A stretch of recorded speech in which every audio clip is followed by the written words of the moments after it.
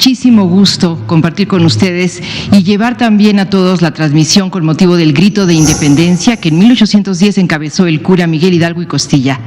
Saludamos con muchísimo cariño a nuestras amables audiencias, radioescuchas y televidentes que están presentes en todos los rincones del país.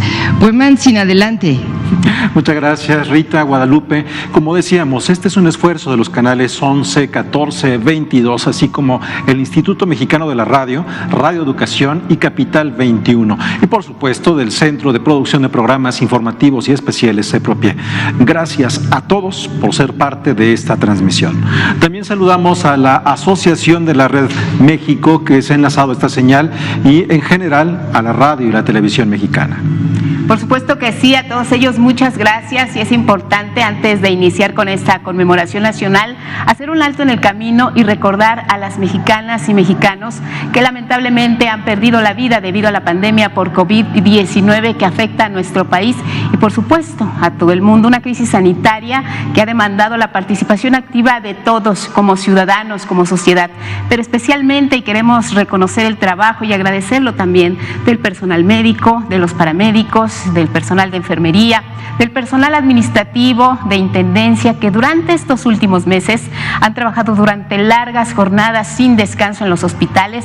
Para ellos nuestro agradecimiento, reconocimiento y por supuesto esperamos que desde aquí también ellos reciban un abrazo fuerte. Así es, un saludo especial a todas y todos nuestros connacionales que siguen la transmisión desde Estados Unidos y Canadá a través de la señal de Canal 11 y de Canal 22.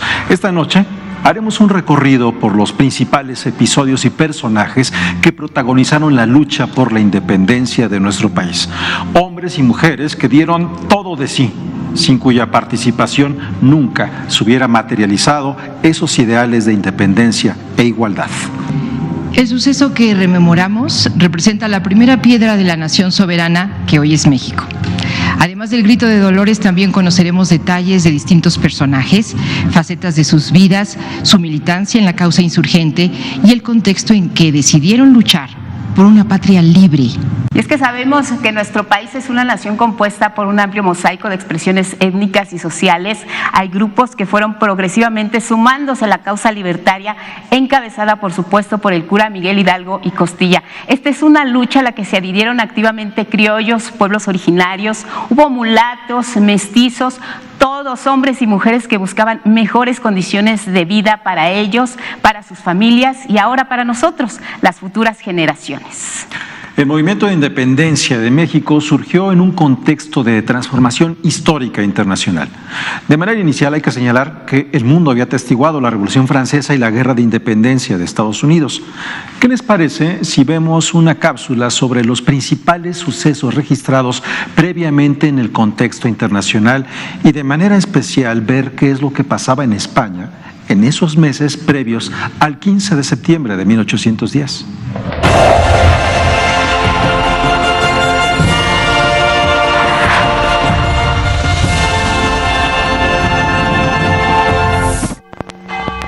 ...1810... el movimiento de insurgencia en la Nueva España es descubierto. La insurrección armada que inició en septiembre de 1810 forma parte de un proceso político mucho más amplio que tiene que ver con la crisis política de la monarquía, cuando Fernando VII abdica el trono en favor de su padre, y su padre a su vez lo deja en manos de Napoleón Bonaparte. Los reinos se quedan en la orfandad y entonces en distintas partes de América inician movimientos juntistas con la idea de reasumir la soberanía.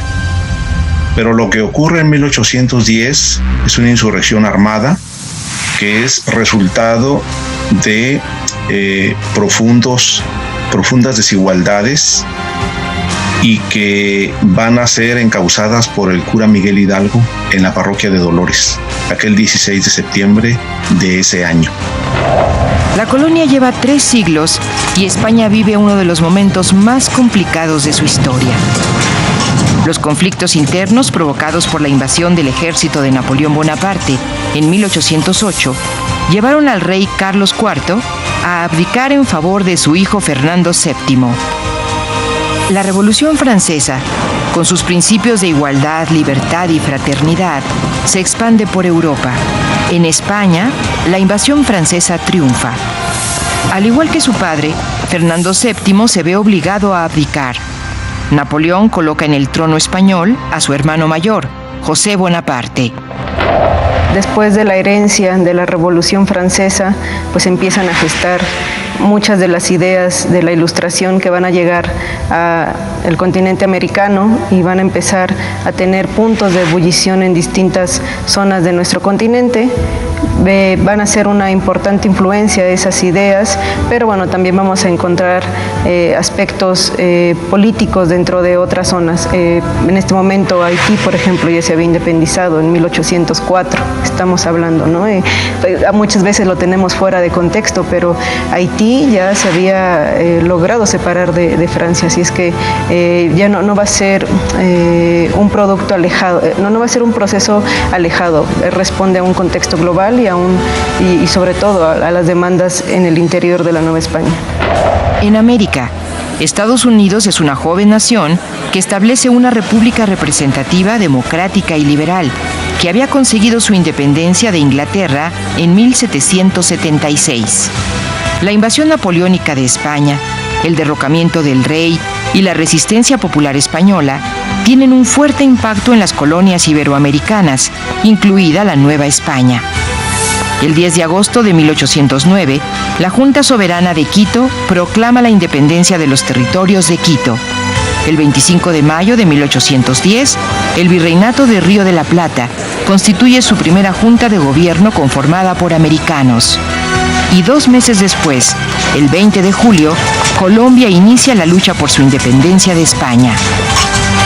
En la Nueva España, en septiembre de 1810, es descubierta la insurgencia de la Junta Conspiradora de Querétaro. Los líderes, encabezados por el padre Miguel Hidalgo y Costilla, toman las armas, dando inicio a la lucha por la independencia de la nación, que será México. La Nueva España tenía una estricta organización que prácticamente impedía el ascenso social. Estaba dividida en castas y era tan rígida que pertenecer a un determinado grupo literalmente marcaba el destino de las personas desde el nacimiento. En el Museo Nacional del Virreinato, ubicado en Tepoztlán, en el Estado de México, hay una pintura de un autor anónimo que ofrece un esbozo sobre cómo estaba organizado este sistema de castas. La pintura muestra a criollos, mestizos, lobos, mulatos y cambujos, entre otros. Pero ¿cómo funcionaba y cuál era el objetivo de este estricto control?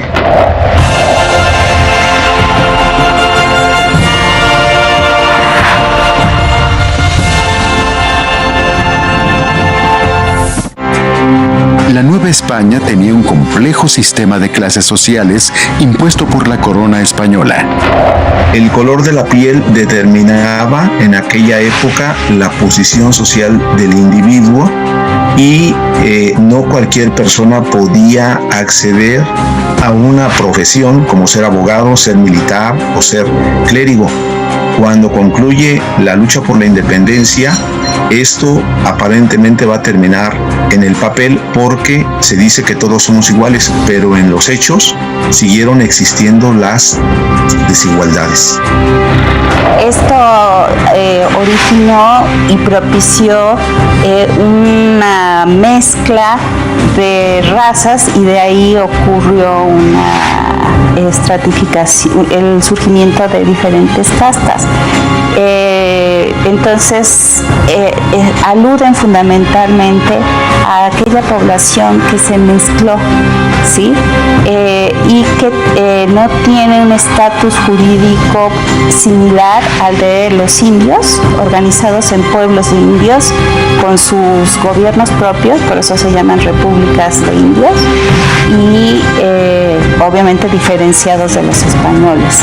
En los destinos de las ciudades de españoles no intervienen los indígenas que están en su propia república, organizados y gobernados bajo sus propias autoridades. Era una pirámide. en cuya cúspide estaba una minoría compuesta por los españoles peninsulares, quienes ocupaban los puestos más altos en el gobierno, el ejército y el clero. En el siguiente escalón estaban los criollos, que eran los españoles nacidos en América. En los escalones de abajo estaban los mestizos, mezcla de españoles con indígenas. En la base de la pirámide estaban los indígenas, que eran la mayoría de la población, junto con los afrodescendientes y las múltiples mezclas raciales surgidas de esa combinación de sangre. Estos grupos de los estratos tenían las más precarias condiciones de vida. Era tan rígido este sistema que era imposible pensar en un ascenso social si no se nacía dentro de los estratos dominantes. Mestizo, castizo, mulato, morisco. La lista era muy amplia y clasificaba a la población de acuerdo a su origen étnico. Por ejemplo, de la unión entre un español con una india nacía un mestizo. De un mestizo con española, un castizo. De castizo con española, un español. Y de español con mora, un mulato. Los españoles que decidieron radicar en la Nueva España fueron llamados peninsulares. Los criollos eran los nacidos y criados en tierra americana. Ellos tenían acceso a la educación y a ocupar algunos cargos comerciales. Sin embargo, no contaban con los mismos derechos que los españoles peninsulares para ocupar los más altos cargos. Los indígenas ocupaban la base piramidal, eran mano de obra, trabajadores de las tierras y tributaban a la corona española, entregando buena parte de la riqueza que producían. Los esclavos africanos fueron traídos con violencia a la Nueva España desde el siglo XVI, ante la mortandad indígena provocada por la conquista, siendo obligados a trabajar en las minas, obrajes y servidumbre. La mezcla entre estos grupos se hizo muy compleja. De acuerdo con una pintura de Miguel Cabrera, surgieron conceptos como albino, mezcla de español y morisca. Torna atrás, que es la descendencia entre español y albina. Tente en el aire, de español y torna atrás. O chino cambujo, mezcla de negro e india. O lobo, surgido de la mezcla entre cambujo e india. Cabe mencionar que estas calidades no siempre eran registradas en la fe de bautismo. Además, al momento del registro, se anotaba lo que los padres consideraran era su casta, sin tener modo de comprobar la veracidad de lo dicho. Este mosaico racial dejó de ponerse en práctica hasta que México se independizó y se reconoció a todos los mexicanos, sin distinción de castas, como sujetos con derechos y obligaciones. Al hacer una revisión del pasado para revalorar nuestra herencia nacional, es necesario dar un vistazo a la situación económica, política y social que prevalecía en la época novohispana. Gran parte de los privilegios estaban reservados para los españoles peninsulares, en menor medida para los criollos, que, como acabamos de ver, eran los hijos de españoles nacidos en América. El resto de la población prácticamente vivía para los trabajos más duros y servía a las clases privilegiadas. Este panorama adverso fue determinante para el origen del movimiento de independencia.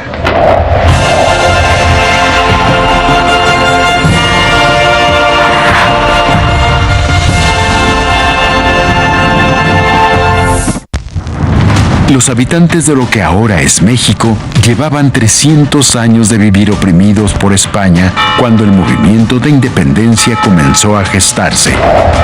En estas sociedades de antiguo régimen, las clases desposeídas, los que forman las clases inferiores, digamos los sectores inferiores, porque tienen ingresos mínimos, porque tienen condiciones de vida y de trabajo pésimas, que en el caso nuestro están integrados por indios y por las castas. La mayoría de los 6 millones de habitantes en aquel momento, en especial la población indígena, pasaban su vida trabajando para su propia subsistencia. La actividad principal es la agricultura. Entonces ellos tienen una relación diversa con la agricultura.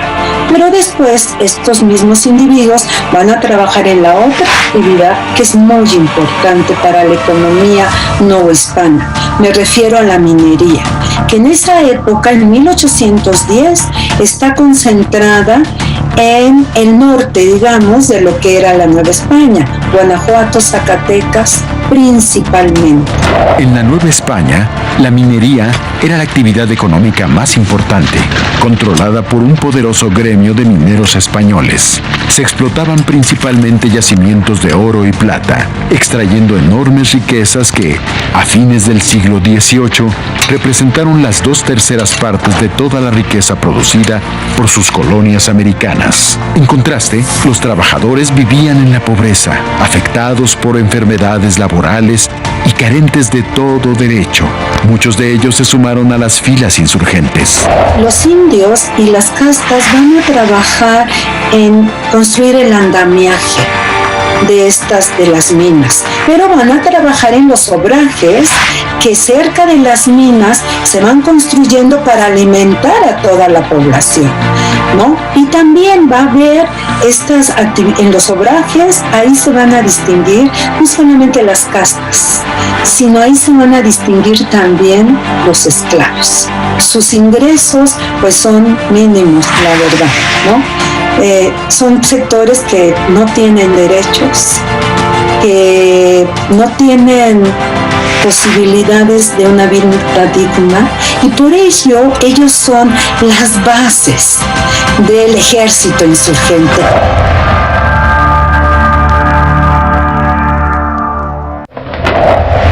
Ya vimos cómo en la Nueva España los privilegios estaban reservados solo para algunos sectores de la sociedad: el clero, los españoles peninsulares y los criollos. Fue precisamente en algunos círculos de estos sectores donde comenzó a germinar el sentimiento de libertad, influenciado por la corriente humanista que entonces impulsó la Revolución Francesa, y también las noticias que en ese momento ocurrían de otros movimientos de independencia en el mundo.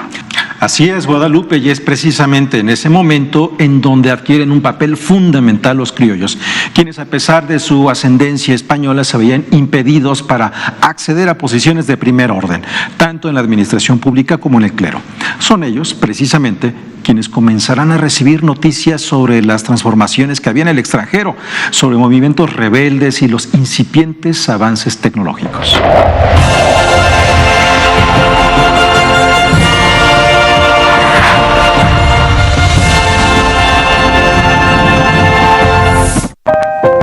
La corona española mantenía un estricto control para evitar la entrada de libros prohibidos por la Santa Inquisición a sus colonias en América. En especial era sumamente penado poseer o leer títulos de la Ilustración francesa. Los nombres de Voltaire, Rousseau, Diderot y Montesquieu, que fueron parte sustancial de la ideología de la Revolución Francesa, eran sinónimo de censura y castigo. A pesar de estas restricciones, en la Nueva España había grupos que traían o mandaban traer desde el viejo continente este tipo de libros. Un autor muy importante, que es por donde cuela el pensamiento de Rousseau, porque es su maestro, ¿no?, es el abad de Mably. Él introduce al discurso de los americanos el derecho de la voz del pueblo.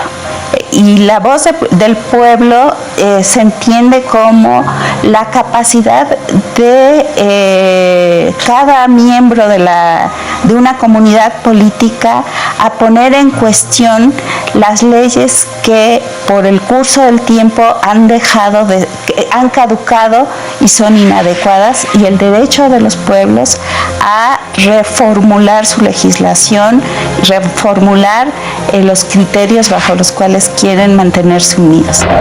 Entre estos autores prohibidos destacaban Jean-Jacques Rousseau, filósofo político que escribió El contrato social o principios del derecho político, en el que habla sobre la libertad e igualdad entre los hombres a través de un pacto que acepta a cada persona como individuo para, de manera voluntaria, vivir en sociedad bajo un estado de derecho.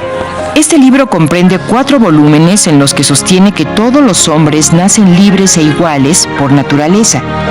Señala que el objetivo de todo pueblo es conseguir abundancia y paz, y afirma que el lujo es un obstáculo para la construcción de una república democrática. Además, propone un compendio sobre la bondad y rectitud de los hombres. Charles-Louis de Secondant, mejor conocido como Montesquieu, ofrecía una visión moderna sobre la división de poderes. En cada estado existen 3 clases de poderes: la potestad legislativa, la potestad ejecutiva de las cosas que proceden del derecho de gentes y la potestad ejecutiva de aquellas que dependen del derecho civil. Hoy podemos decir que Montesquieu se refería a los poderes legislativo, ejecutivo y judicial. François-Marie Arouet, quien firmaba bajo el seudónimo de Voltaire, defendía el poder de la razón humana y de la ciencia sobre la religión. Por su parte, Denis Diderot tenía una postura materialista. Señalaba que el conocimiento tenía su base en la razón a través de la ciencia. Su obra más destacada fue coordinar la enciclopedia o diccionario razonado de las ciencias, las artes y los oficios. Estos autores y sus obras tuvieron un papel importante para fundamentar las ideas de los hombres y mujeres que lucharon por la independencia de México. Y miren, este año la conmemoración por el inicio de la independencia sin duda que será distinta. Sabemos que en esta ocasión la invitación para festejar, para conmemorar las fiestas patrias es hacerlo desde casa. Ahí estaremos, por supuesto, más seguros en esta celebración que une a todos los mexicanos. Rita Abreu, tienes más detalles precisamente sobre esta conmemoración. Así es, Lupita. La pandemia por COVID-19 ha impactado prácticamente todos los aspectos de la vida y nos ha llevado a entrar en lo que llamamos la nueva normalidad. Precisamente a partir de esta nueva normalidad se harán ajustes a la tradicional celebración del grito. Para esta ocasión se diseñó una ceremonia con una serie de elementos que convergen en la Plaza de la Constitución, en donde desde que cayó la noche se iluminó un mapa de la República Mexicana. Uno de los momentos más solemnes será el encendido de la llama de la esperanza, que es uno de los elementos para rendir homenaje a quienes han fallecido a causa de la pandemia por COVID-19. Y finalmente se dará paso al tradicional espectáculo de fuegos artificiales.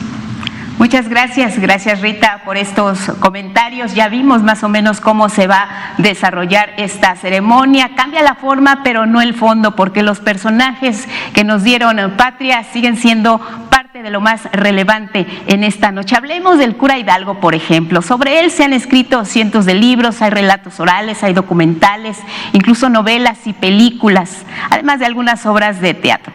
Pero ¿saben ustedes quién era este criollo? ¿Cuál fue su formación? ¿Y cómo pasó de ser el rector del Colegio de San Nicolás en la antigua Valladolid, hoy Morelia, y se convirtió en símbolo de la lucha por la independencia?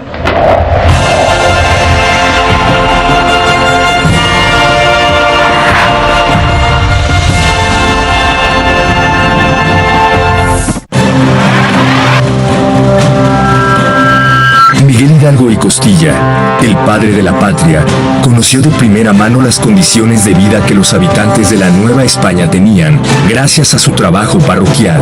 Convencido de que el cambio político no se daría por la vía pacífica, se levantó en armas en una campaña que duraría apenas 4 meses, pero que sería el inicio de un movimiento armado de más de 10 años y que logró colapsar el orden colonial hispánico. Hidalgo fue el primer ideólogo de la rebelión y desde su inicio combatió la opresión y el tributo, identificados como los problemas más profundos de la sociedad novohispana. Apenas 3 meses después de iniciada la insurrección, abolió la esclavitud y dictó las medidas necesarias para otorgar igualdad económica a los habitantes de la Nueva España.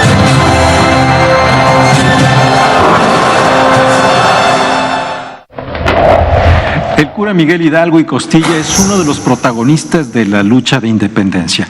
Fue él quien llamó al pueblo de Dolores, Guanajuato, y convocó a los habitantes a un levantamiento armado. Lamentablemente no existe registro escrito fidedigno sobre su arenga. Hay distintas versiones y matices.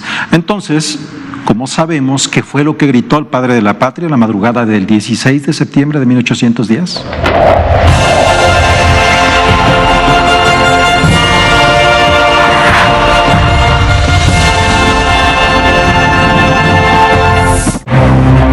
Existen diversas versiones sobre lo que el cura de Dolores, Miguel Hidalgo y Costilla, proclamó la madrugada del 16 de septiembre.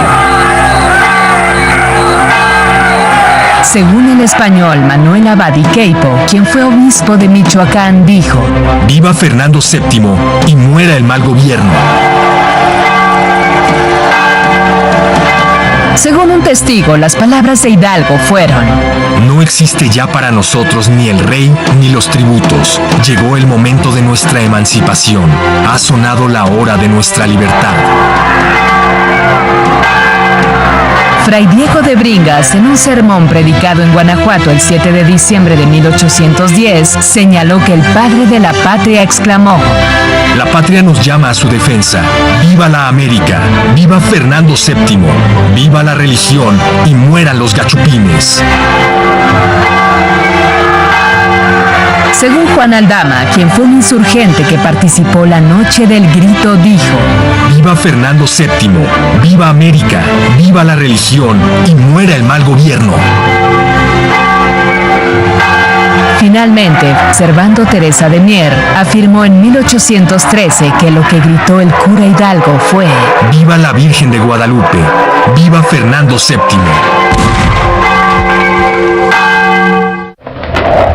Pues ahí están las distintas visiones de las palabras que pronunciara precisamente la noche de independencia el cura Miguel Hidalgo y Costilla. Vamos a continuar revisando más sobre la historia, pero les contamos en este paréntesis dónde nos encontramos precisamente, que es Palacio Nacional y específicamente en el Salón Panamericano, que es un espacio que tiene un gran legado histórico y por supuesto lo vemos y tiene una enorme riqueza cultural. Rita, cuéntanos más acerca de este lugar, qué significa, por ejemplo, el conjunto de banderas que vemos detrás de ti.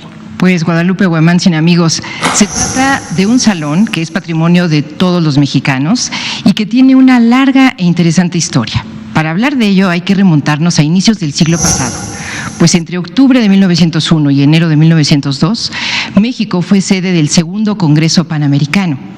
A la cumbre asistieron delegaciones de 32 países de América Latina. Precisamente aquí están las banderas de esas naciones invitadas. Este congreso, fíjense, sentó un precedente en la integración continental, pues entre otros puntos fue justo en ese encuentro donde se aprobó la creación de la Organización Panamericana de la Salud, que es una de las instancias más importantes en los esfuerzos globales contra el virus COVID-19. Actualmente este salón está bajo resguardo de la Secretaría de Hacienda y Crédito Público y ahora se conoce precisamente como Salón Panamericano. Regresamos a donde se encuentran Guadalupe y Huemantzin. Muchas gracias Rita, interesante Huemantzin, conocer más acerca de este lugar que en cualquier rincón tiene siempre una historia interesante que debemos conocer. Vamos ahora a seguir con nuestra narración histórica sobre la gesta de independencia de México.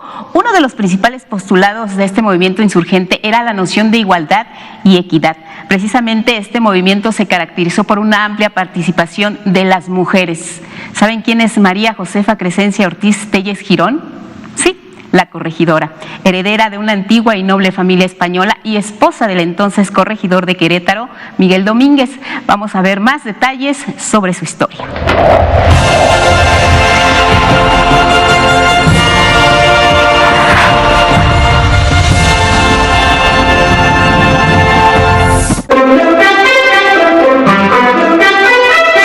Josefa Ortiz de Domínguez fue una mujer instruida, simpatizante de las ideas insurgentes y partícipe de la conspiración de Querétaro, cuyo propósito principal consistió en la emancipación de la Nueva España. En septiembre de 1810, doña Josefa avisó a los miembros de la conspiración sobre la denuncia cometida contra el movimiento y los exhortó a levantarse en armas. El 16 de septiembre se revelaron los nombres de los conspiradores. Doña Josefa, entre otros, fueron aprehendidos. Al mismo tiempo, Miguel Hidalgo declaró en Dolores, Guanajuato, el inicio de la insurrección.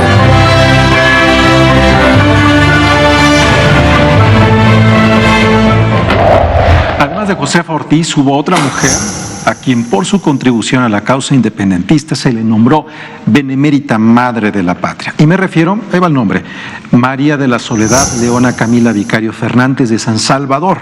mejor conocida como Leona Vicario, quien no solo puso su talento e inteligencia al servicio de la causa insurgente, también aportó gran parte de su fortuna personal.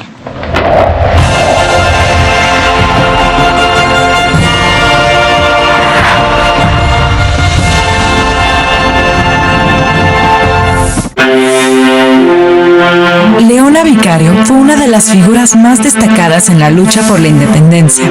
Nació en 1789 en el seno de una familia acomodada de la Ciudad de México. Al estallar la guerra, formó parte del grupo secreto Los Guadalupes, que suministró información, armas y recursos a los insurgentes. A consecuencia de sus actividades le fue confiscada su fortuna y fue apresada. Leona Vicario colaboró en los periódicos insurgentes, El Ilustrador Nacional y El Ilustrador Americano, lo que la convirtió en una de las primeras periodistas del país. Al consumarse la independencia, Vicario se retiró a la vida privada. Sin embargo, ante los intentos de menoscabar su participación durante la guerra, defendió el papel de las mujeres en la vida pública. Murió en 1842 y fue la primera mujer en recibir un funeral de Estado. Y si les parece, también detengámonos en Ignacio Allende. Fue uno de los primeros personajes que se sumaron al movimiento insurgente.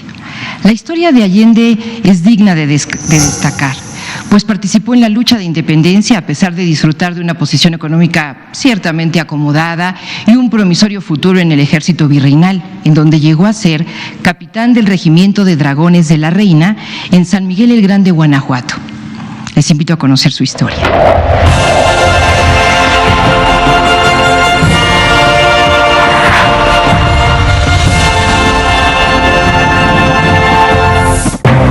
Ignacio Allende nació en San Miguel el Grande el 21 de enero de 1769.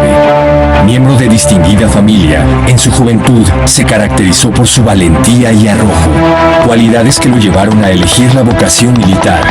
Durante su trayectoria castrense, Allende descubrió las desigualdades sociales imperantes en la Nueva España, hechos que lo motivaron a convertirse en uno de los principales promotores de la conspiración de Querétaro. Allende asumió el mando militar del movimiento insurgente después de la derrota del Puente de Calderón. Sin embargo, fue hecho prisionero durante su marcha hacia el norte. En su juicio, Allende declaró que, lejos de estimar que caía en delito de alta traición, lo estimaba de alta lealtad. Murió fusilado el 26 de junio de 1811. Sus restos descansan en la columna de la Independencia. Y sí, como vimos, Ignacio Allende fue uno de los artífices de la toma de la Alhóndiga de Granaditas, que es un episodio clave en el desarrollo de la Guerra de Independencia. Los relatos de aquella gesta también hacen referencia a otro gran personaje, el Pípila. Si bien no se tiene registro documental de su historia, de quién fue, cómo fue que participó en este movimiento, hay un episodio muy especial y muy conocido por todos. Esto lo ha convertido en un símbolo del movimiento insurgente.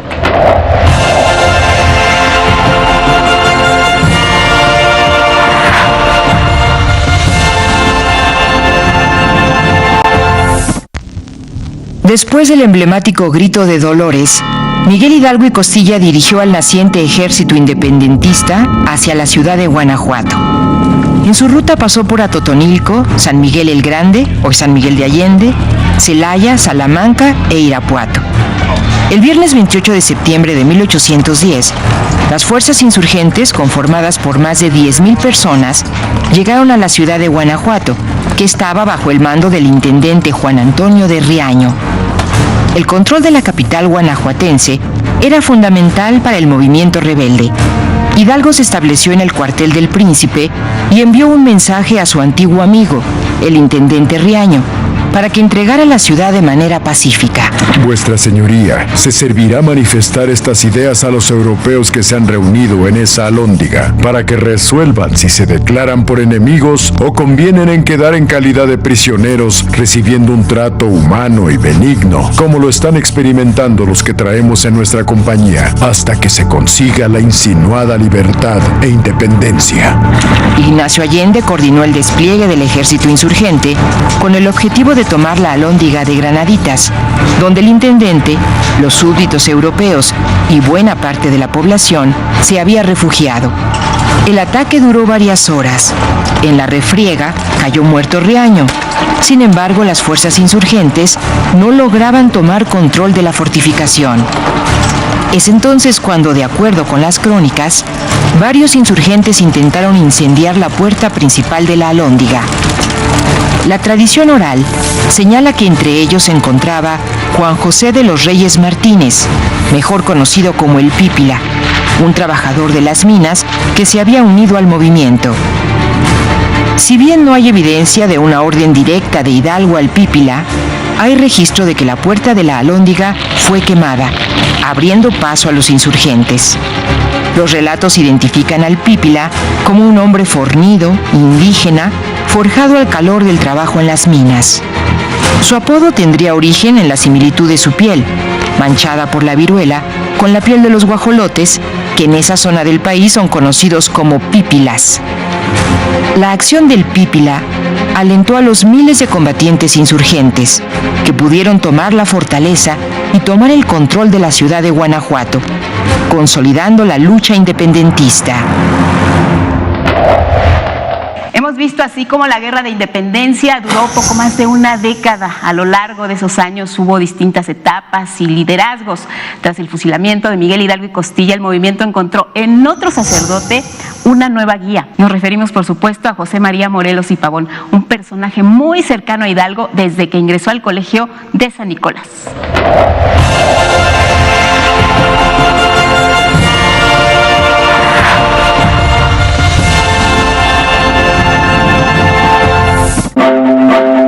Sacerdote y militar insurgente, José María Morelos recibió la encomienda de Hidalgo de levantarse en armas en el sur, siendo el artífice de la segunda etapa de la Guerra de Independencia. De su campaña destacan la toma de Oaxaca y el sitio de Cuautla. Morelos representa al prócer integral y al genio militar. Su campaña fue la más exitosa y consistente en toda la guerra. Organizó e inauguró el Congreso de la Anáhuac, con el inmortal documento Los Sentimientos de la Nación, que sentarían las bases para el primer intento constitucional mexicano, la Constitución de Apatzingán de 1814. El Congreso le otorgó el trato de siervo de la nación. El 22 de diciembre de 1815, tras largo cautiverio en que fue degradado de su condición sacerdotal, fue fusilado en el pueblo de San Cristóbal, Ecatepec.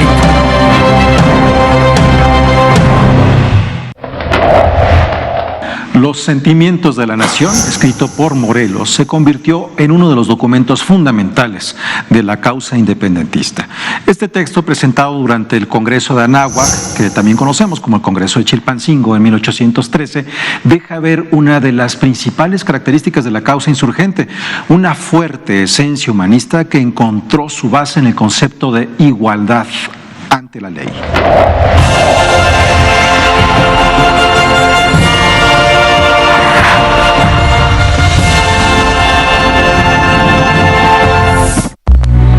La igualdad ante la ley fue uno de los principales postulados del movimiento de independencia.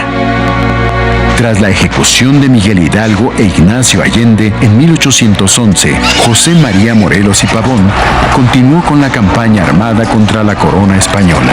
Justo en ese contexto, Morelos presentó Los Sentimientos de la Nación el 14 de septiembre de 1813, en el marco del Congreso de la Anáhuac, en Chilpancingo.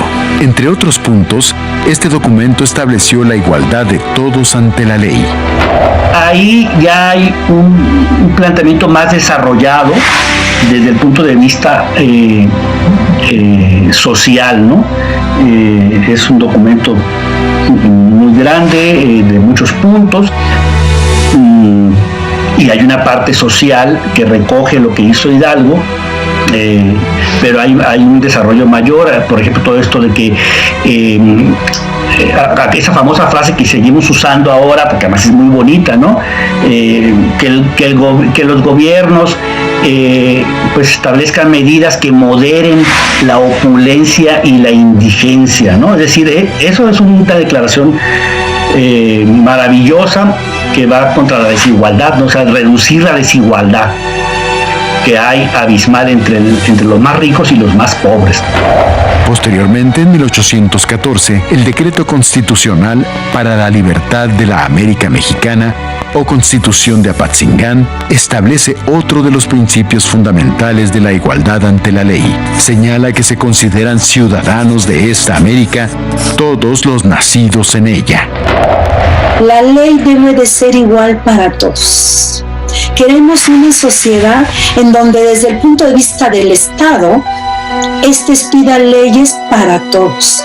Ya no queremos una sociedad de privilegios, que es con la cual ellos están luchando desde 1803, en contra de una sociedad de privilegios. Por eso quieren que la ley sea igual para todos, que se erradiquen los privilegios. A la letra, el decreto también establece que la felicidad del pueblo y de cada uno de los ciudadanos consiste en el goce de la igualdad, seguridad, propiedad y libertad. La íntegra conservación de estos derechos es el objeto de la institución de los gobiernos y el único fin de las asociaciones políticas.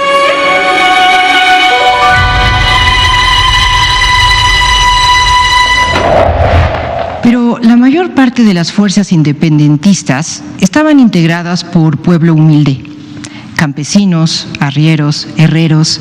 Entre ellos había una importante cantidad de mulatos. ¿Quiénes eran? ¿De dónde venían? Vamos a ver la siguiente cápsula.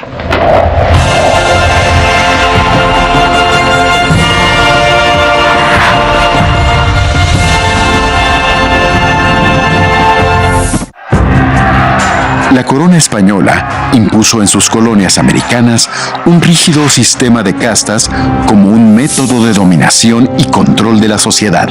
Uno de esos estratos sociales eran los mulatos, que de acuerdo con la Real Academia de la Lengua Española es una persona nacida de un negro y una blanca, o de un blanco y una negra. En la sociedad novohispana había una importante presencia de mulatos. Los primeros fueron hijos de conquistadores con esclavas africanas. Los hijos de negro o de negra nacidos en América, pero eran resultado también de la mezcla de español y negro. En el panorama social novohispano, los mulatos ocupaban uno de los lugares de menor privilegio. Los estratos superiores, españoles y criollos, consideraban que no eran de sangre pura, aunque en algunos casos su linaje español les daba ciertos derechos. También tenían fuertes restricciones, como ordenanzas para prohibir la posesión de caballos y de armas, y empadronamientos para el cobro de impuestos. Además, constantemente eran acusados de practicar brujería. Los mulatos tuvieron una importante participación en la independencia. Existen registros de combatientes mulatos tanto en los ejércitos realistas como con las fuerzas libertadoras, ya sea por abrazar los ideales insurgentes o por obligación de sus dueños. En el ejército de Morelos, los mulatos fueron uno de los grupos sociales más importantes.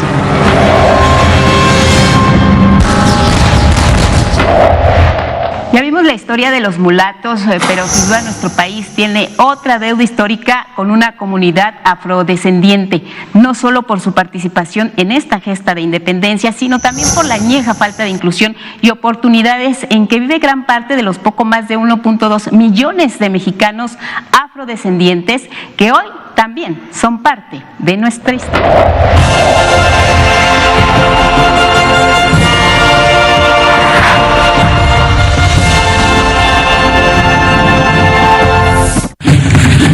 México es un mosaico étnico. La población indígena registró una sensible disminución durante la época colonial. Se estima que como consecuencia de la conquista desapareció el 90% de la población indígena, en lo que ha sido la mayor catástrofe demográfica en la historia de la humanidad. La brutalidad de la conquista, la la encomienda, las duras jornadas de trabajo, condiciones insalubres y las enfermedades desconocidas en América que trajeron los europeos, provocaron que la población de los pueblos originarios cayera drásticamente. Ante la necesidad de mano de obra, cerca de 250,000 esclavos que provenían de distintas áreas del continente africano fueron traídos por la fuerza a la Nueva España. Las comunidades negras fueron asignadas a labores en las plantaciones de caña, oficios, ganadería y minería. Otros eran parte de la servidumbre doméstica. Sus condiciones de vida eran las más duras de todos los grupos sociales. Pocos saben que la presencia de indígenas y afrodescendientes fue fundamental en la lucha por la independencia, ya que representaron la mayoría de los combatientes. En 1639, el Papa Urbano VIII prohibió la esclavitud en las colonias de España y Portugal. Sin embargo, la orden liberó a los habitantes nativos, mas no a los esclavos africanos. Entre los líderes afromestizos que destacaron en el movimiento de independencia se encuentra el siervo de la nación, José María Morelos y Pavón y Vicente Guerrero, quien de acuerdo al sistema de castas era considerado como mulato. Además de estos dirigentes, muchos otros afrodescendientes combatieron en la independencia por su libertad y por mejorar sus condiciones de vida. Continuamos en este recorrido por diversos pasajes de la Guerra de Independencia, un movimiento forjado por hombres y mujeres que decidieron luchar por los ideales de soberanía e igualdad. La herencia oral y documental nos habla sobre Josefa Ortiz de Domínguez, Leona Vicario, de quienes ya vimos un poco más de su vida. Sin embargo, en las fuerzas insurgentes participaron de manera activa otras mujeres que estuvieron dispuestas a todo por la causa.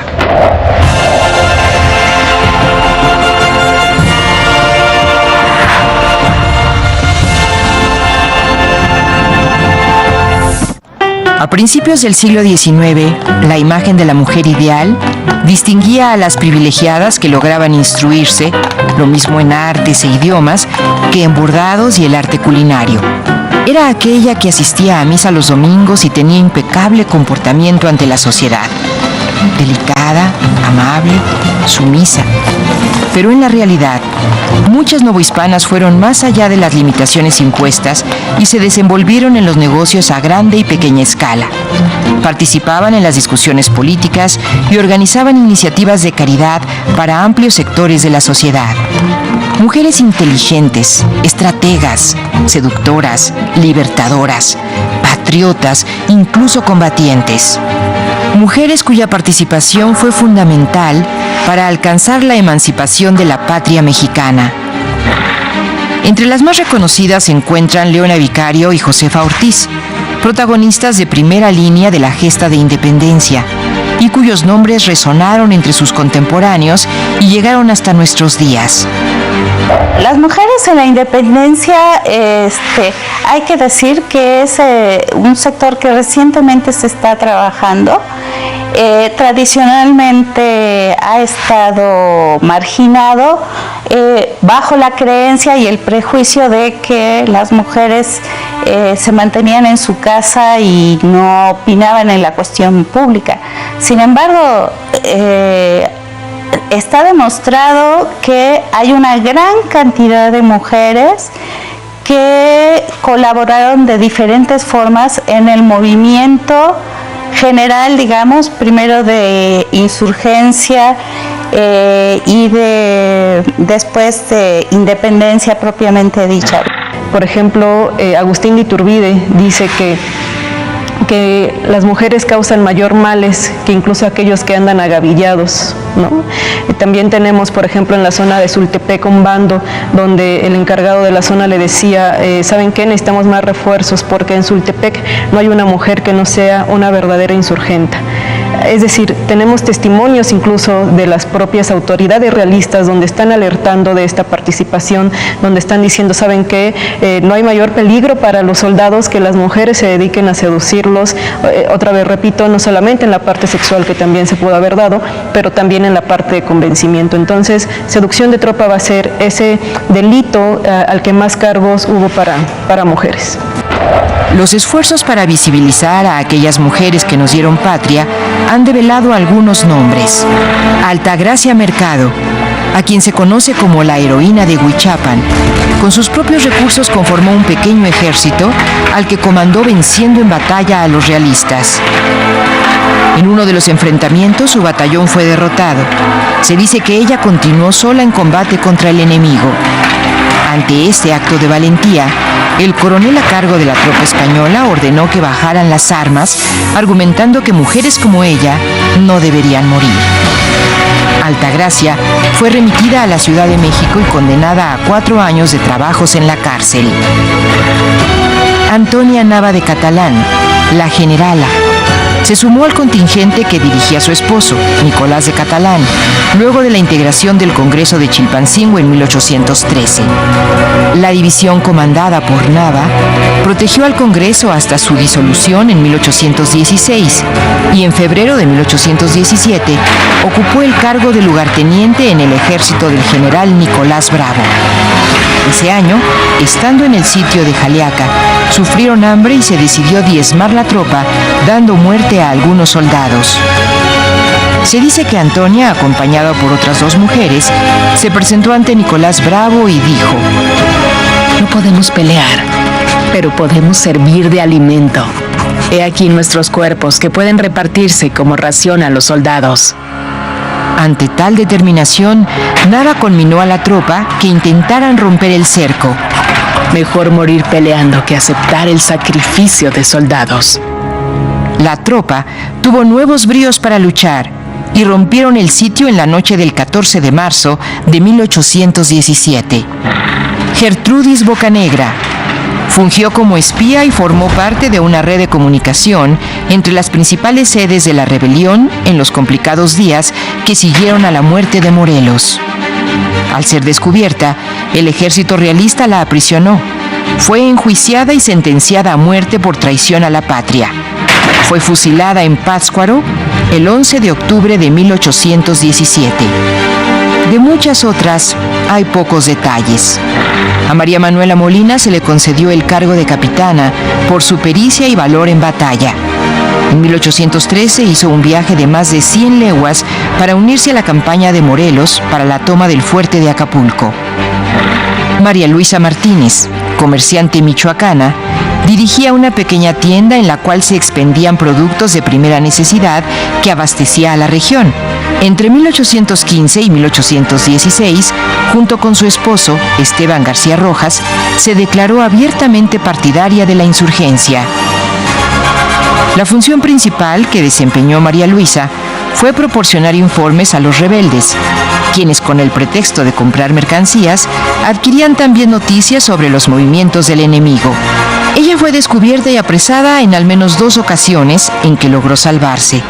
Pero al persistir en sus actividades, el militar español Pedro Celestino Negrete la mandó fusilar en el cementerio de la parroquia de Erongarícuaro. Doña Rafaela López Aguado, madre de los hermanos Rayón, rechazó la oferta de perdonar la vida de uno de sus hijos a cambio de convencer a los demás de dejar las armas. Doña Rafaela expresó: prefiero un hijo muerto que un traidor a la patria.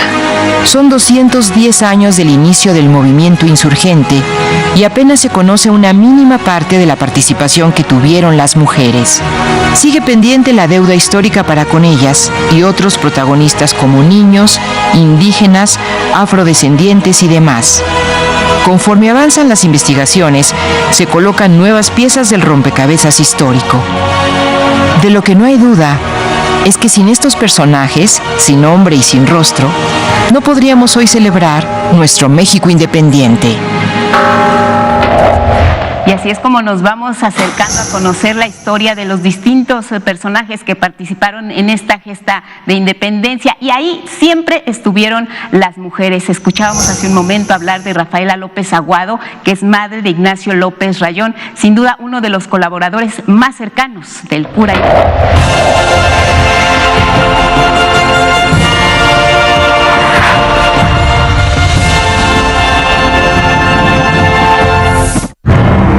Original Originario de Tlalpujagua, Michoacán, Ignacio López Rayón participó activamente durante la primera y segunda etapa del movimiento independentista. Fue secretario de Miguel Hidalgo y uno de los jefes del ejército a la muerte de los primeros caudillos. Rayón propuso la creación de un gobierno provisional que diera sentido político al movimiento insurgente, el cual se conformó en Zitácuaro, Michoacán, como la Suprema Junta Gobernativa de América. En 1812, Rayón fue autor de Elementos Constitucionales, documento que expresa los lineamientos para una futura constitución en México, las cuales se incluyeron en la Constitución de Apatzingán en 1814.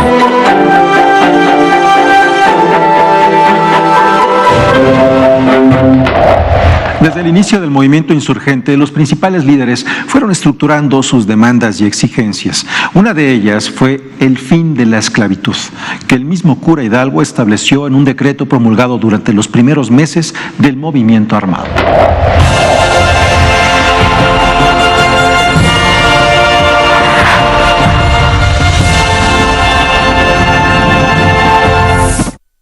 Una de las banderas fundamentales de Morelos y de Hidalgo fue la supresión de la esclavitud y el reconocimiento de su condición plena, de las castas, de su condición plena de sujetos de derecho que antes no tenían.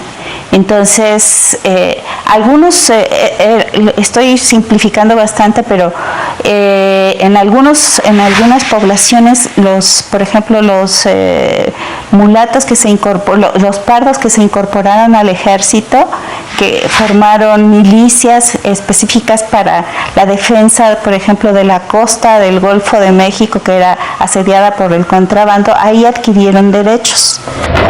El 29 de noviembre de 1810, en Guadalajara, Miguel Hidalgo y Costilla emitió un decreto fundamental que fue uno de los primeros documentos humanistas de América. En él, como generalísimo de la América septentrional, el cura Hidalgo decretó la abolición de la esclavitud. En su primer punto, el bando establecía que todos los dueños de esclavos deberán darles libertad dentro del término de 10 días, so pena de muerte, la que aplicará por transgresión a este artículo. O Ignacio López Rayón o José María Morelos también expidieron bandos de abolición de la esclavitud porque lo consideraban algo inconcebible. Abolir la esclavitud no fue sencillo. Los dueños de esclavos se resistían, buscando mantener esa inhumana práctica contra hombres, mujeres y niños que había prevalecido por 3 siglos en la Nueva España. Muchos esclavos negros engrosaron las filas insurgentes para luchar por su libertad. 3 años más tarde, el 5 de octubre de 1813, José María Morelos y Pavón emitió en la ciudad de Chilpancingo un documento que reiteraba la abolición de la esclavitud. En él, ordenó a los intendentes de cada provincia poner en libertad a todos los esclavos. El texto de Morelos iba más allá. Estableció también que los indígenas pudieran realizar elecciones libres de sus autoridades en sus pueblos y repúblicas, así como la abolición de los servicios personales y de las castas. Años después, en el primer gobierno republicano, el presidente Guadalupe Victoria emitió un decreto con un nuevo enfoque al establecer un mecanismo para, literalmente, comprar la libertad de esclavos pagando a sus propietarios. También destaca el decreto que el entonces presidente Vicente Guerrero emitió el 15 de septiembre de 1829. Fue así como, después de más de 3 siglos de lucha y resistencia de los esclavos por obtener su libertad, esa oprobiosa práctica fue finalmente suprimida como uno de los logros más importantes de la gesta de independencia. Y al hablar de la Guerra de Independencia Nacional, es obligado también dar un vistazo a la historia de Vicente Guerrero, quien, a pesar de ser uno de los personajes más conocidos, no siempre se tiene presente que fue uno de los principales líderes afromestizos y el primer presidente de México de origen afrodescendiente.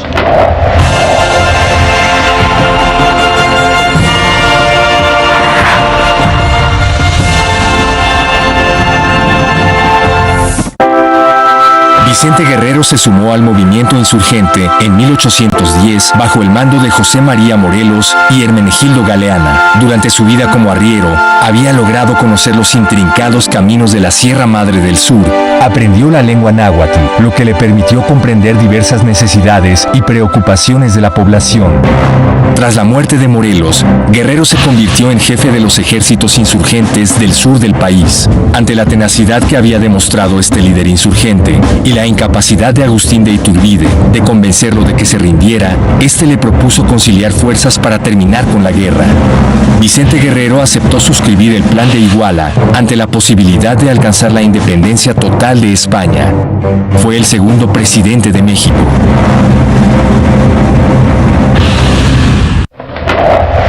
Cómo Vicente Guerrero se convirtió en un protagonista de estos pasajes de la historia de nuestro país y tuvo sin duda un compromiso importante con esta tierra. Su lema, la patria es primero, escrita con letras de oro en el salón de plenos tanto de la Cámara de Diputados como en el Senado, dice en pocas palabras lo que todos los mexicanos podríamos adoptar como principio en nuestra vida diaria.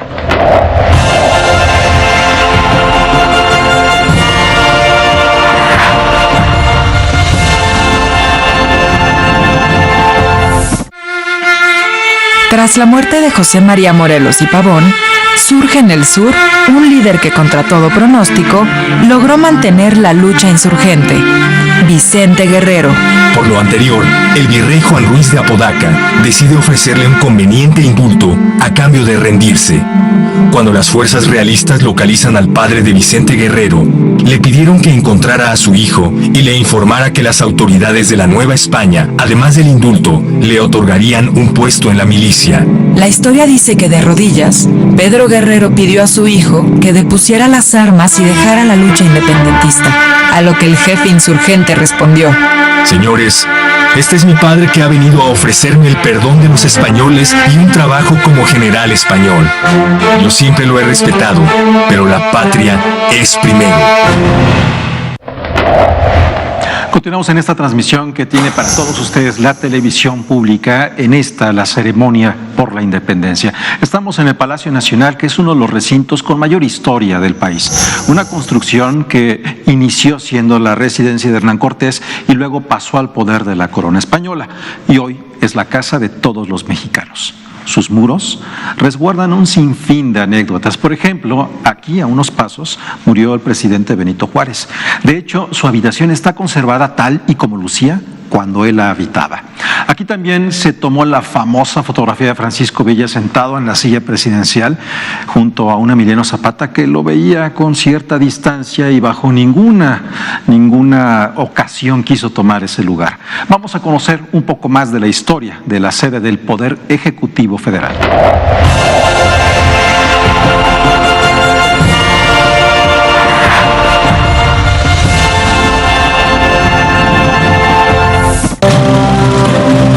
El Palacio Nacional es un edificio emblemático de México. Ha sido escenario de diversos acontecimientos que han marcado el rumbo del país desde la conquista misma hasta nuestros días.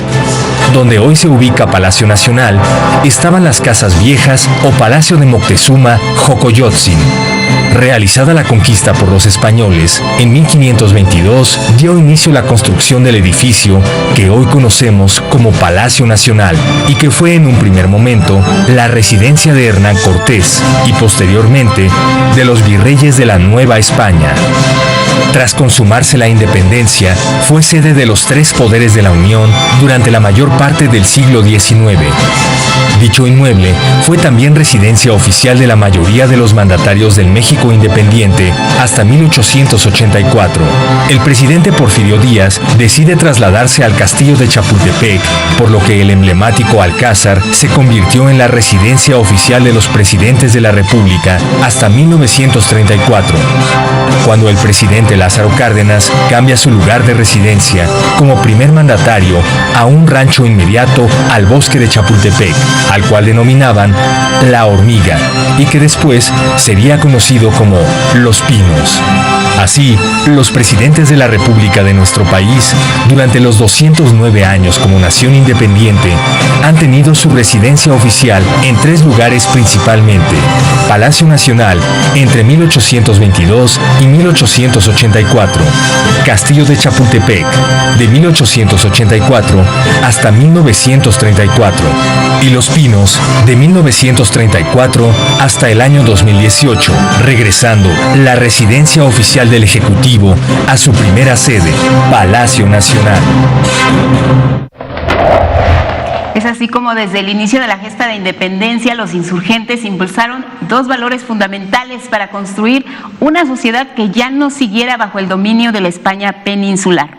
Hablamos de conceptos importantes: independencia y soberanía.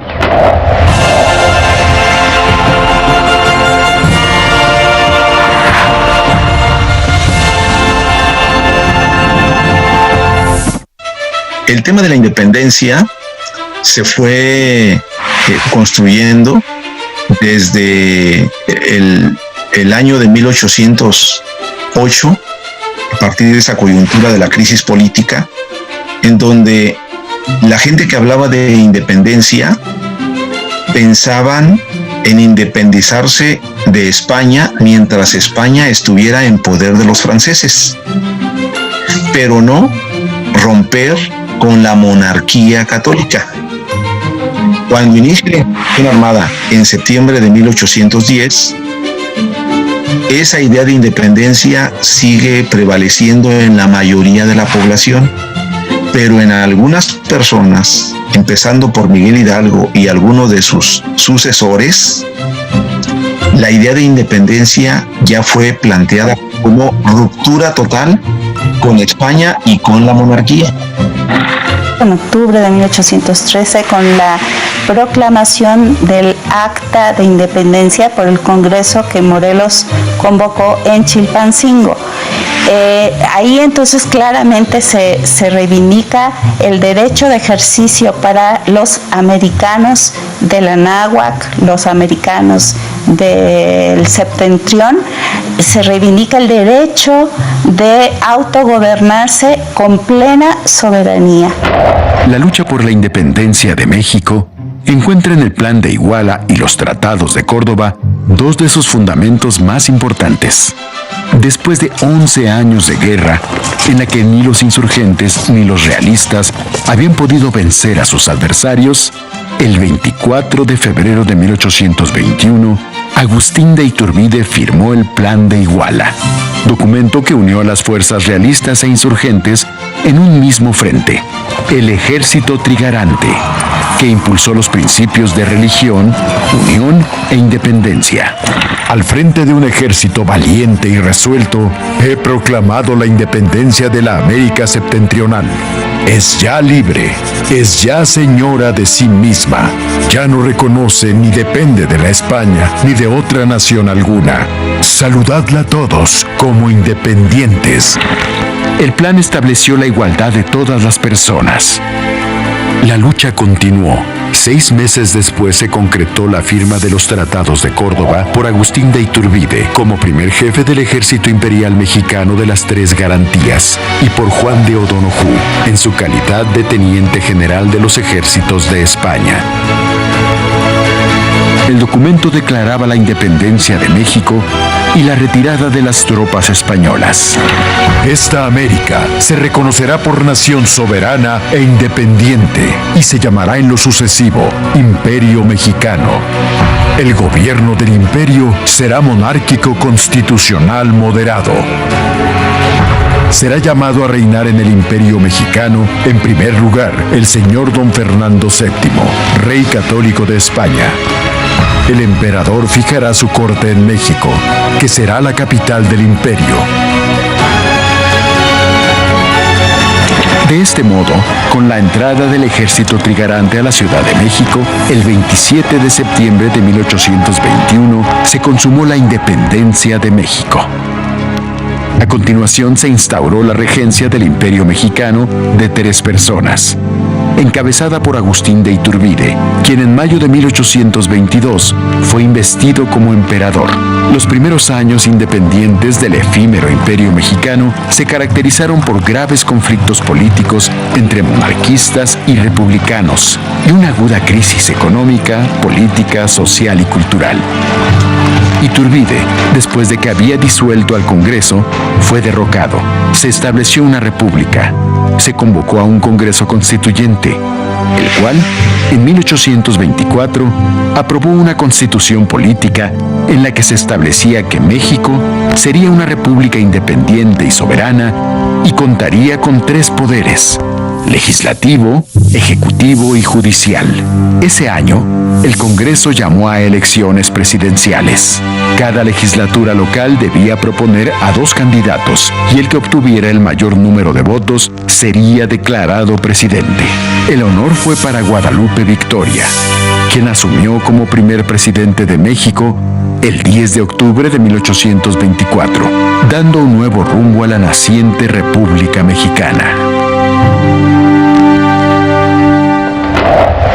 Y sí, hemos visto cómo esta República Mexicana, de la que hoy, Huemantzin, nos sentimos muy orgullosos precisamente por esta fecha en que conmemoramos 210 años de vida independiente.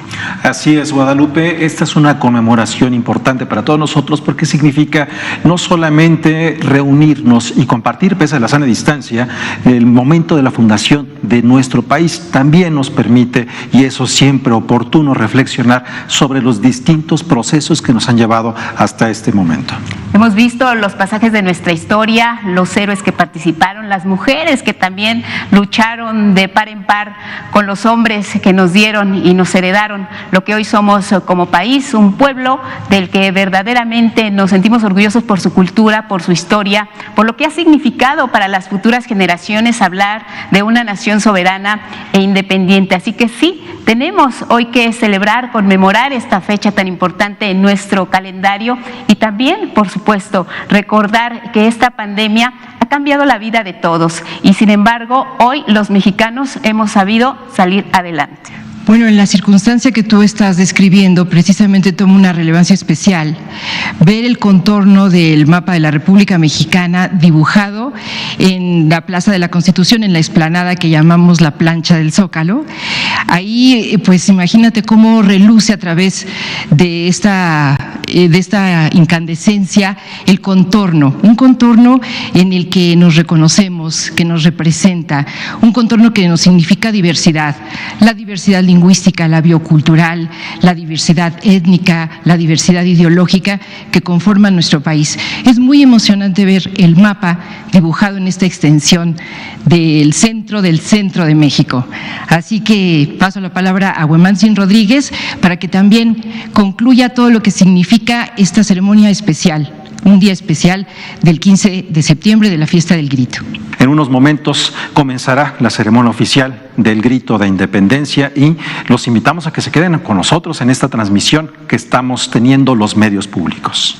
Muchas gracias, Rita, Huemantzin, amigos en casa, pues dispongámonos precisamente a celebrar, a conmemorar 210 años de vida independiente. Nos vamos ahora a la transmisión en cadena nacional de esta ceremonia. La llama de la esperanza. 210 aniversario del Grito de Independencia.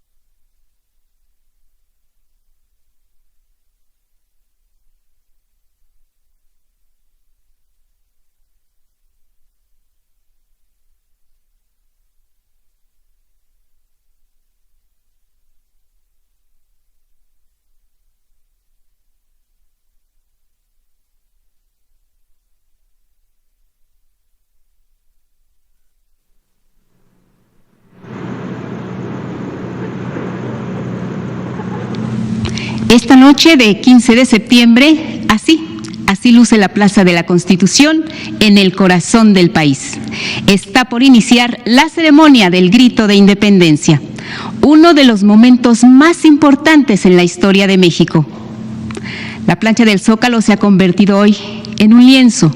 Nos ofrece la imagen de la República Mexicana, símbolo de la unidad de todas y todos los mexicanos, sin importar credo, lugar de residencia u otra condición. Y también está presente la antorcha del Pípila, que representa el perfil social de la lucha de independencia.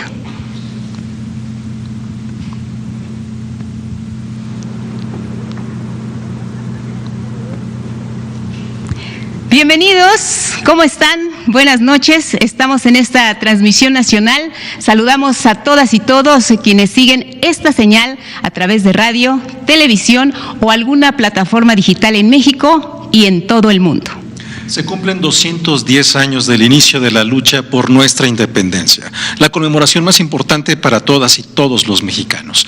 El grito que encabezó el cura Miguel Hidalgo representa el pasaje fundacional de la construcción de nuestra identidad nacional. 2020 ha sido un año complicado para todo el mundo. La pandemia por COVID-19 representó una pausa en la vida económica, social, deportiva y cultural de las más de 7,000 millones de personas que habitamos el planeta. Por ello, la conmemoración de este año será, sin duda, muy especial.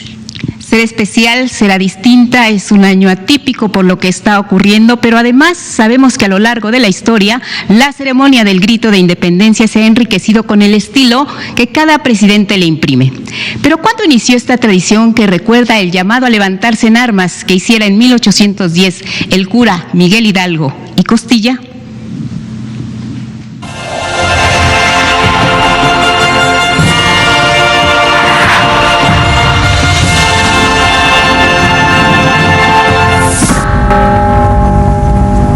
La madrugada del 16 de septiembre de 1810, el cura Miguel Hidalgo y Costilla llamó al pueblo de la Nueva España a levantarse en armas y luchar por la independencia del país. Desde entonces y hasta el día de hoy, dicho acto ha significado el evento fundacional de la identidad nacional. Tras el levantamiento encabezado por el cura Miguel Hidalgo y Costilla, el 16 de septiembre de 1812, Ignacio López Rayón decidió recordar el segundo aniversario del levantamiento armado.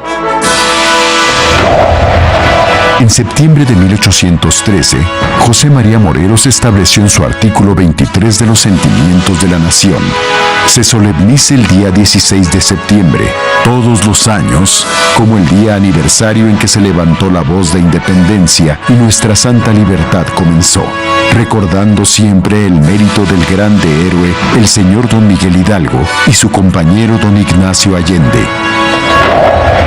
La primera ceremonia del grito con carácter oficial se llevó a cabo en 1825, siendo el primer presidente de México, Guadalupe Victoria, quien encabezara el acto.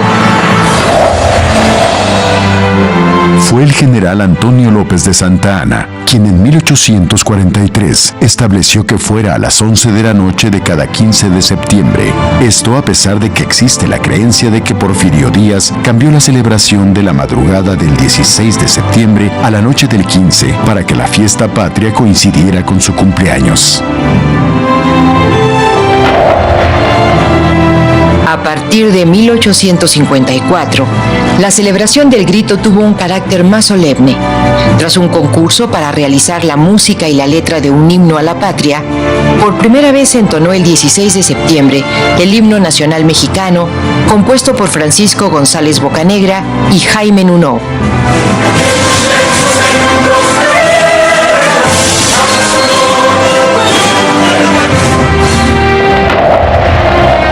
Cuando el presidente Benito Juárez encabezaba en 1864 la resistencia de la República contra el Imperio, cuenta la historia que hizo un alto en una región de Durango. A semejanza de lo que ocurrió en el humilde pueblo de Dolores la noche del 15 de septiembre de 1810, el 16 de septiembre último vio congregados unos cuantos patriotas, celebrando una fiesta de familia, enternecidos con el recuerdo de la heroica abnegación del padre de la independencia mexicana, y haciendo en lo íntimo de su conciencia el solemne juramento de no cejar en la presente lucha nacional, continuándola hasta vencer o sucumbir. Para la celebración de 1896, el presidente Porfirio Díaz ordenó que la campana de Dolores, con la que el cura Hidalgo reunió a sus feligreses la mañana del 16 de septiembre, fuera trasladada a la Ciudad de México y colocada sobre el balcón central de Palacio Nacional. Desde entonces, es tradición que el presidente en turno toque el esquilón como parte de la celebración. 1896. Fue también el 16 de septiembre de 1896 que el gobierno del general Porfirio Díaz ordenó una parada militar del Ejército Federal, volviéndolo desde ese año una tradición y parte de las festividades del Grito de Independencia. A partir de 1930, la fiesta para celebrar el inicio de la gesta de independencia no sufrió mayores modificaciones en su estructura.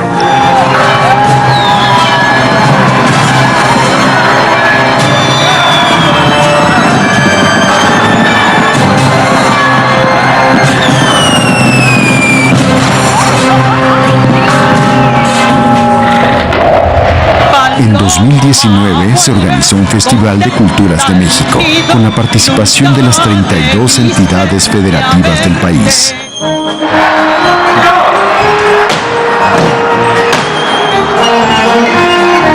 El presidente Andrés Manuel López Obrador dio su primer grito de independencia en el balcón de Palacio Nacional.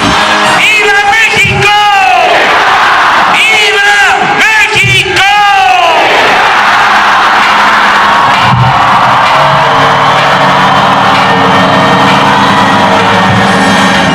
La arenga tuvo un fuerte carácter de justicia social. Otorgó un papel especial a personajes como Leona Vicario, a los pueblos indígenas y a los héroes desconocidos, e hizo alusión a valores universales como la democracia, la paz y la fraternidad.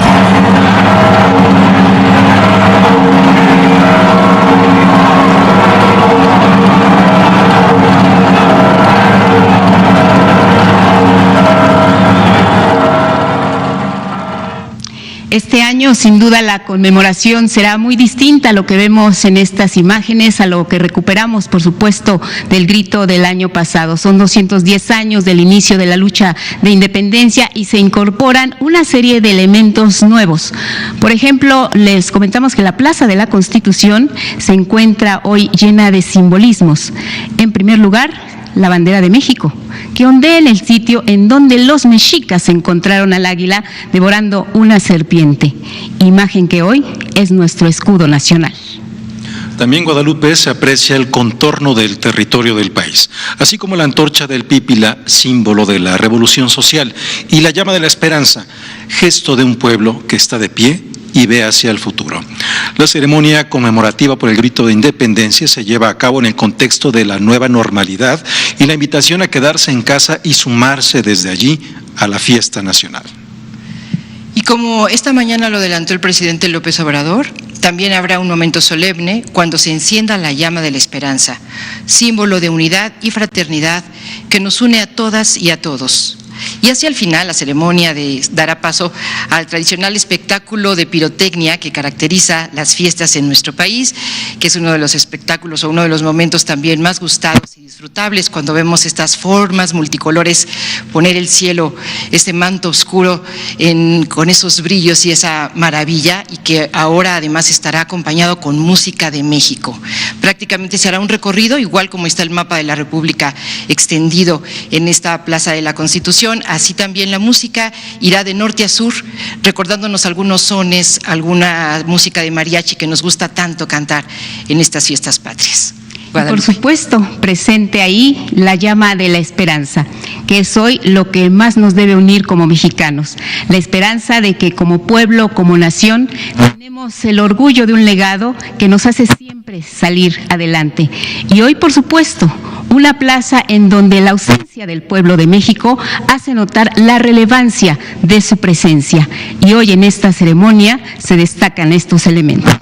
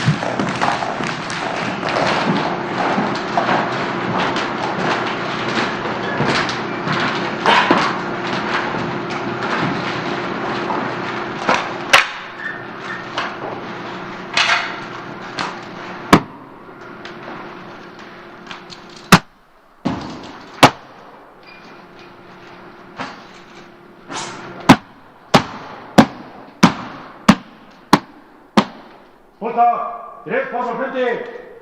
¡Vamos!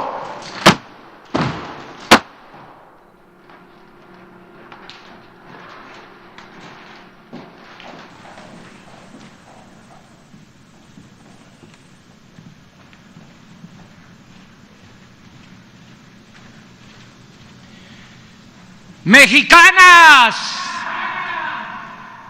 mexicanos, ¡viva la independencia! ¡Viva! ¡Viva Miguel Hidalgo y Costilla!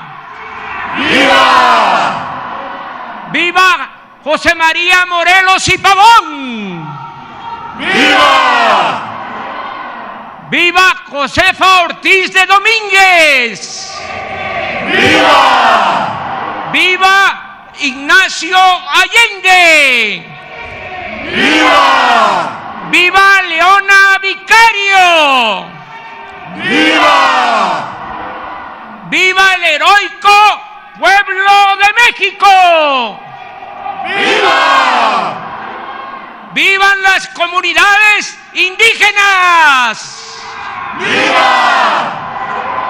¡Viva la grandeza cultural de México! ¡Viva! ¡Viva la libertad! ¡Viva! ¡Viva la justicia! ¡Viva! ¡Viva la democracia! ¡Viva! ¡Viva la igualdad! ¡Viva! ¡Viva nuestra soberanía! ¡Viva! ¡Viva la fraternidad universal! ¡Viva! ¡Viva el amor al prójimo! ¡Viva!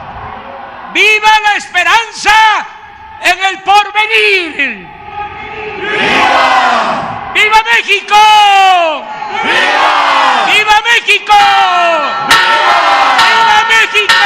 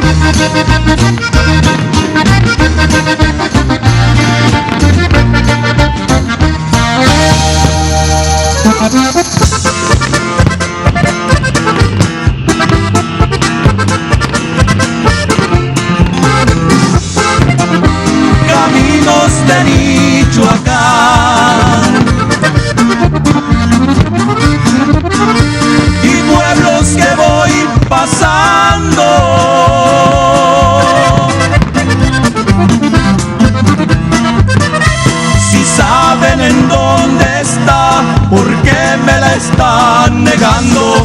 Díganle que ando en Zaguayo y voy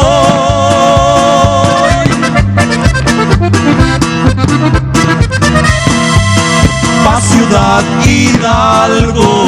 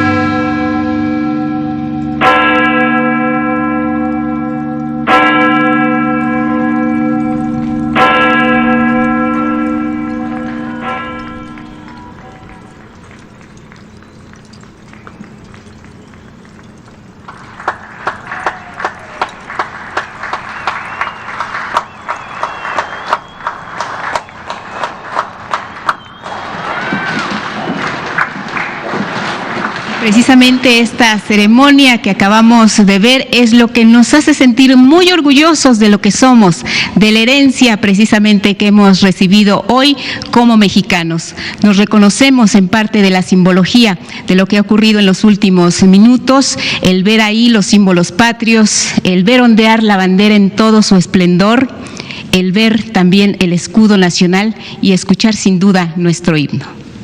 Por supuesto, Guadalupe, Rita, amigos que nos acompañan en esta transmisión especial en cadena nacional, en donde todos los medios públicos están colaborando y se han unido. También hay que pensar dentro de todos estos elementos que, además de los que tenemos en este momento en pantalla, ese minuto de silencio por las víctimas que en nuestro país han fallecido por la enfermedad COVID-19. Son más de 70,000 mexicanos y por eso ese minuto de silencio en una imagen en donde teníamos por un lado a Miguel Hidalgo, criollo, quien abolió la esclavitud.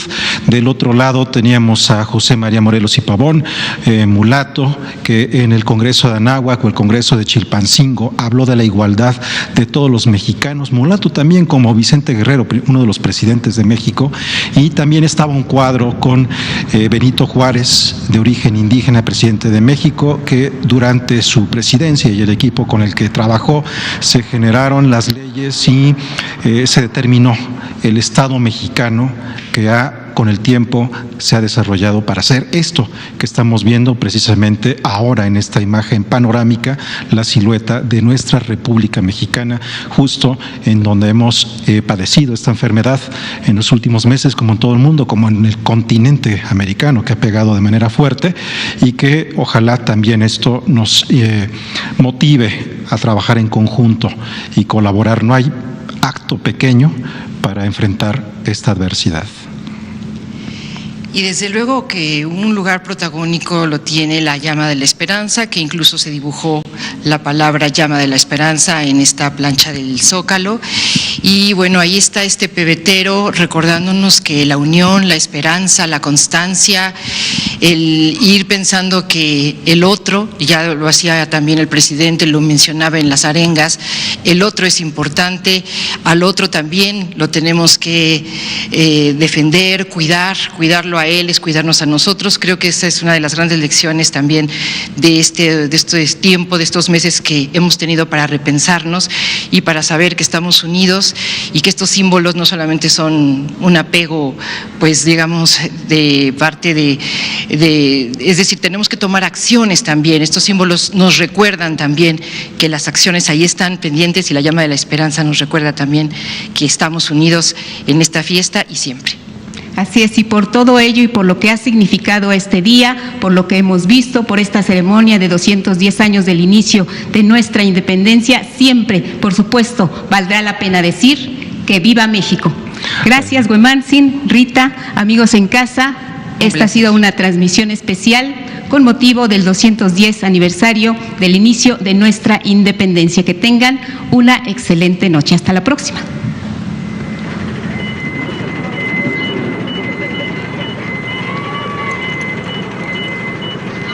La llama de la esperanza. 210 aniversario del Grito de Independencia.